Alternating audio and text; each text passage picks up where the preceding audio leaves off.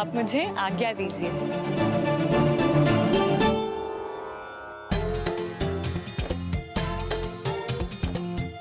माते, माते। किंतु ये जल तो स्वच्छ नहीं है। नहीं माते,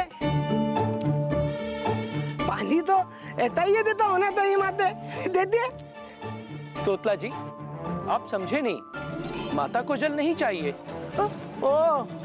उती तो फिर। स्वामी, मुझे ज्ञात है पार्वती, तुम यात्रा से थक गए होंगे, इसलिए अब थोड़ी देर विश्राम कर लो।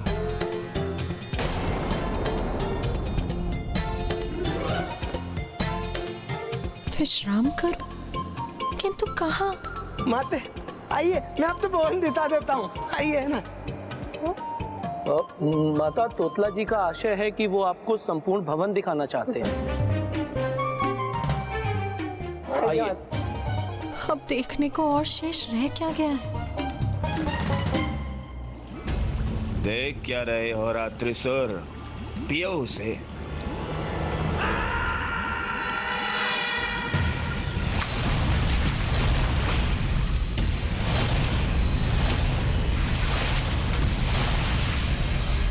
मदिरा पान तो मैं भी करूंगा। रुको अट्टासुर, अपनी बारी की प्रतीक्षा करो। कार्य सभी मैं करूं और विशेष रहे ये रात्रिसुर मदिरा पान का आनंद ले। महाराज मुझे एक तुच्छ सेवक के समान ही समझते हैं, जो बस प्रतीक्षा ही करे अपनी बारी की।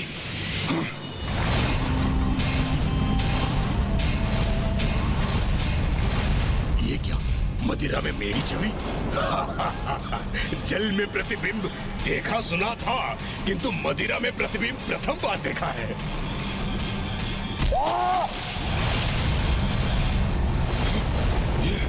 ये क्या हुआ? ये तो मदिरा में ही समाहित हो गया।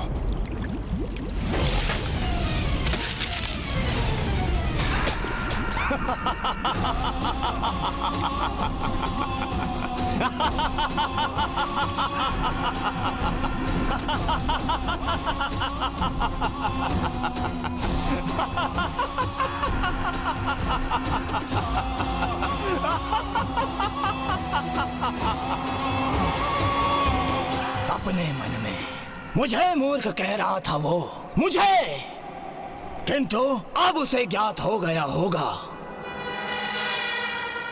कि शोणितपुर में क्या विशेषता है। मायावी है मेरा शोणितपुर, मायावी। एक ऐसा मकड़ जाल जिसमें एक बार जो कोई फंसा तो फिर एक कीट पतंग के समान उसमें फड़फड़ाता रहेगा, किंतु वहां से मुक्त नहीं हो पाएगा।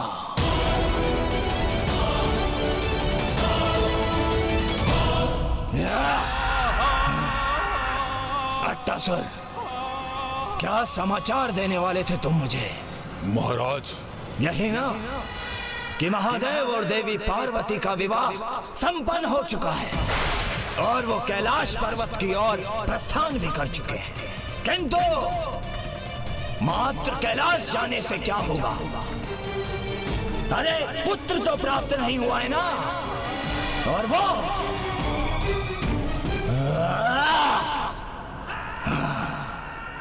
मैं कदापि संभव नहीं होने दूंगा।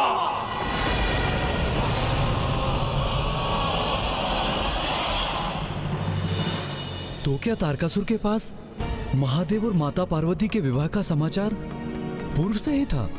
हाँ, किंतु तारकासुर को इसकी कोई चिंता नहीं थी, क्योंकि शोणितपुर का निर्माण तो हो चुका था और अपनी इस मायावी नगरी में उसे स्वयं के सुरक्षित होने का आभास भी हो रहा था। और उधर कैलाश में माता पार्वती प्रथम बार अपने जीवन में सब कुछ अस्त व्यस्त देख रही थी। आइए माते, आइए। माते ये देखिए, ये अपना सुंदर लतोई दल।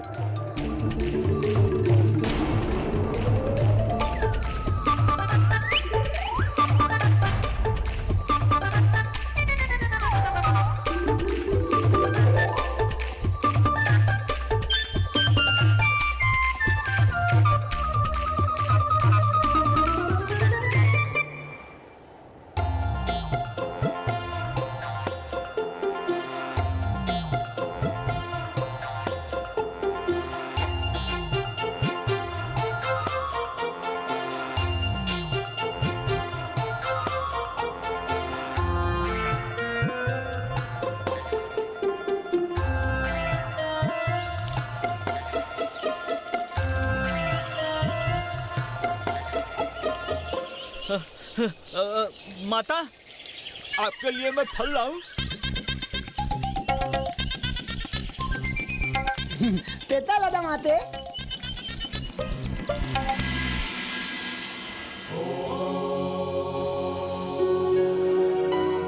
इन सब के मध्य स्वामी ध्यान मग्न है। स्वामी,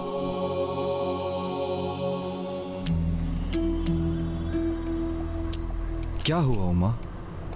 स्वामी, हमारे भवन की अवस्था। क्या हुआ हमारे भवन को? मेरा अर्थ है, ये सभी ऐसा क्यों है यहाँ? यहाँ कुछ भी सुव्यवस्थित नहीं, सभी कुछ अस्त व्यस्त है। इतनी धूल एकत्रित है यहाँ, और रसोई गृह में पात्र भी छिन्न भिन्न है, और इतना मैला है वहाँ। ऐसा प्रतीत हो रहा है कि कितने समय से उसे किसी ने बुहारा तक नहीं, और रसोई घर में भोजन नहीं है, स्वच्छ जल नहीं है, और सभी का वो तो अपनी इच्छा अनुसार जहाँ तहाँ निद्रा में लीन। तो ये है आपकी चिंता का कारण?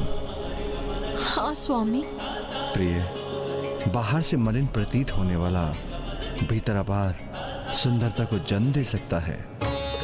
कमल पुष्प भी कीचड़ में ही फलता फूलता है और खिलकर अपनी सुंदरता बिखेरता है। मैं तो व्यवस्था अव्यवस्था की विचार आभास दोनों से ऊपर हूँ, किंतु यदि आपकी चिंता यह है कि आप विश्राम कहाँ करेंगी? विश्राम, निद्रा, उसका तो विचार भी नहीं है मेरे मन में। आपने मेरी चिंता ध्यान से नहीं सुनी स्वामी।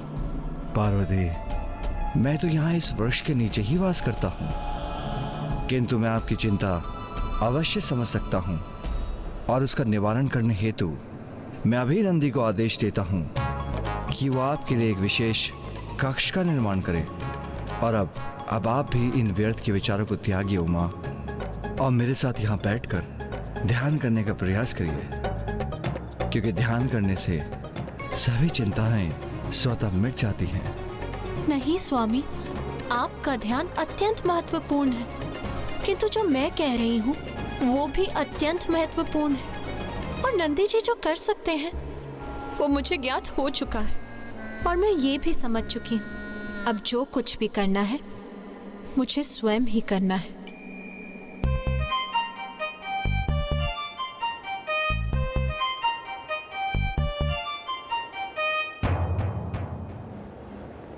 आप ध्यान कीजिए स्वामी, और मुझे यहाँ की अवस्था पर ध्यान देने दीजिए। यहाँ आप सब कुछ मुझे ही उचित करना होगा।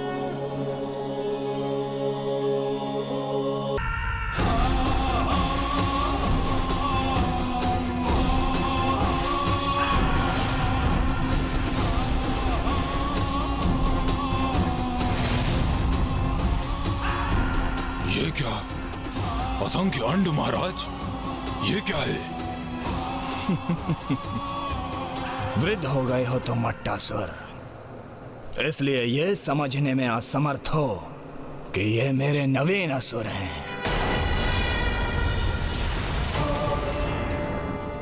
ये कैसे असुर महाराज, जिनके ना हाथ हैं, ना पांव हैं, और ना ही मुख है? तन से ही नहीं, मन से भी वृद्ध हो चले हो तुम मट्टासुर। अभी अंडे से बाहर आने वाले नवजात असुर हैं ये, और जब ये बाहर आएंगे तीव्र रक्त पिपासा होगी इनकी। समय आ गया है मेरे सुंदर असुरों, आओ बाहर आओ।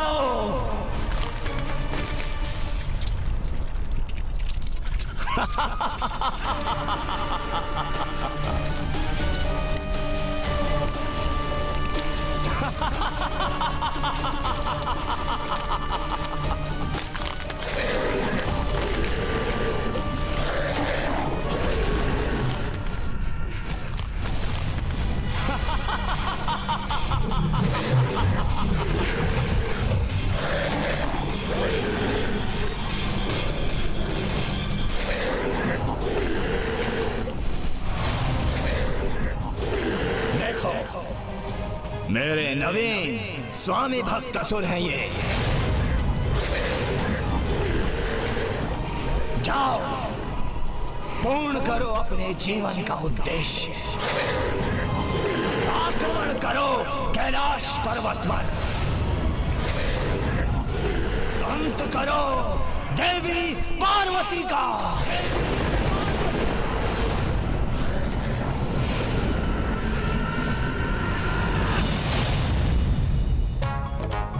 क्या स्वादिष्ट खाने के स्वप्न आ रहे हैं। अरे, स्वप्न में भी तुम्हारे स्वभाव की तुच्छता नहीं गई। स्वप्न भी देखा तो मात्र इसी का। अच्छा, तो निद्रा में भी इन्हें भोजन। अरे वाह, इतना स्वादिष्ट भोजन।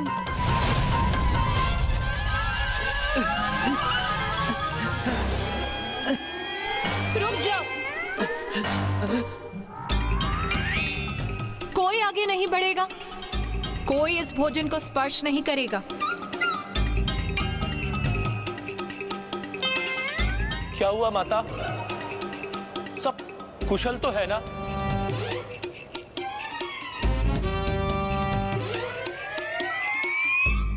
माता, ये मिष्ठान, ये पकवान आपने स्वयं तैयार किए? माता, सत्य कहूं तो आज के पूर्व इस रसोई गृह में ऐसा कभी भी कुछ नहीं पका। और ये तो अत्यंत सुंदर प्रतीत हो रहा है। माता, हमें बहुत भूख लगती है, क्या हम ये भोजन ताले? हाँ हाँ, अवश्य करो। रुको, किंतु सर्वप्रथम स्नान करो।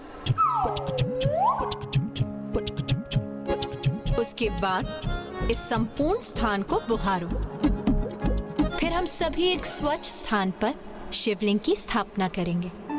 फिर प्रभु की पूजा के बाद सर्वप्रथम महादेव के भोजन प्राप्त करने के बाद मैं तुम सभी को भोग प्रदान करूंगी। जो आज्ञा माता।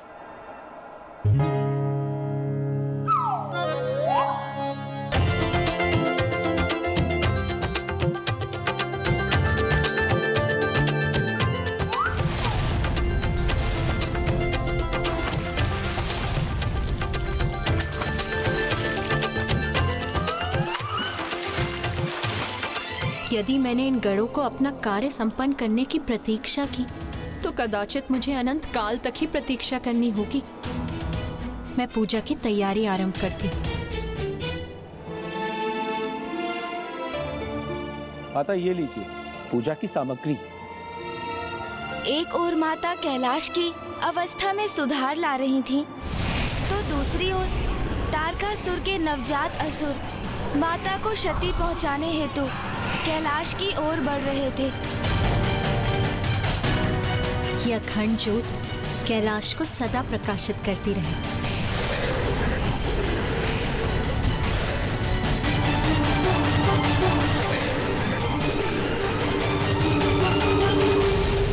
तो क्या तारकासुर के वे नवजात असुर माता को क्षति पहुंचाने में सफल हो गए थे ब्राह्मण देवता?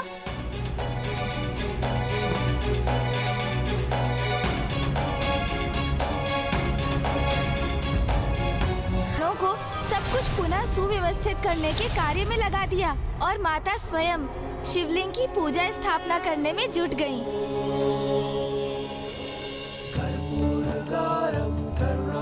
माता, संसार सारम भुजगेंद्रहारम सदा वसंतम हृदयारविंदे भवं भवानि। माता, ये लीजिए पूजा की सामग्री। एक ओर माता कैलाश की अवस्था में सुधार ला रही थीं, तो दूसरी ओर तारकासुर के नवजात असुर माता को क्षति पहुंचाने हेतु कैलाश की ओर बढ़ रहे थे। ओम नमः शिवाय, ओम नमः शिवाय। यह अखंड ज्योत कैलाश को सदा प्रकाशित करती रहे और मेरे निवास से अंधकार और बुरी शक्तियों को सदा दूर रखे।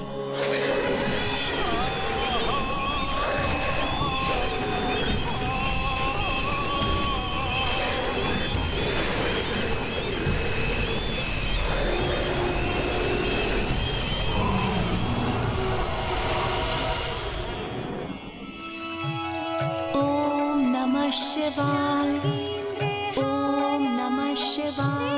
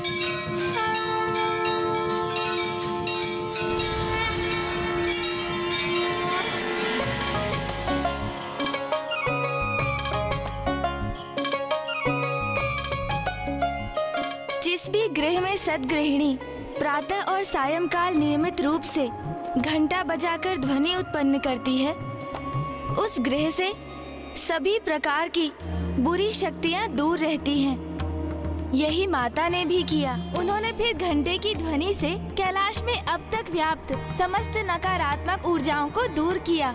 और इसलिए माता के तृतीय स्वरूप का नाम है माता चंद्र घंटा। माता चंद्र घंटा नारी की उपस्थिति की महत्व की प्रतीक है, जिससे भवन मात्र भवन न रहकर गृह बनता है। और माता के कैलाश आने के पूर्व महादेव एक तपस्वी का जीवन व्यतीत कर रहे थे। माता ने ही उन्हें वन गृहस्थ आश्रम की ओर अग्रसर किया, जिसके अनुरूप उनके निवास और उनके जीवन को व्यवस्थित किया और कैलाश को अखंड ज्योति से प्रकाशित किया। इतनी तपस्या के उपरांत माता को महादेव का साथ प्राप्त हुआ था, किंतु वास्तव में तो उनके तप का सुफल तो माता के रूप में महादेव को ही प्राप्त हुआ था। अब माता के जीवन का तृतीय चरण आरंभ हो चुका था। माता का ये रूप परम शांतिदायक और कल्याणकारी है। इनका ध्यान हमें लोक और परलोक दोनों में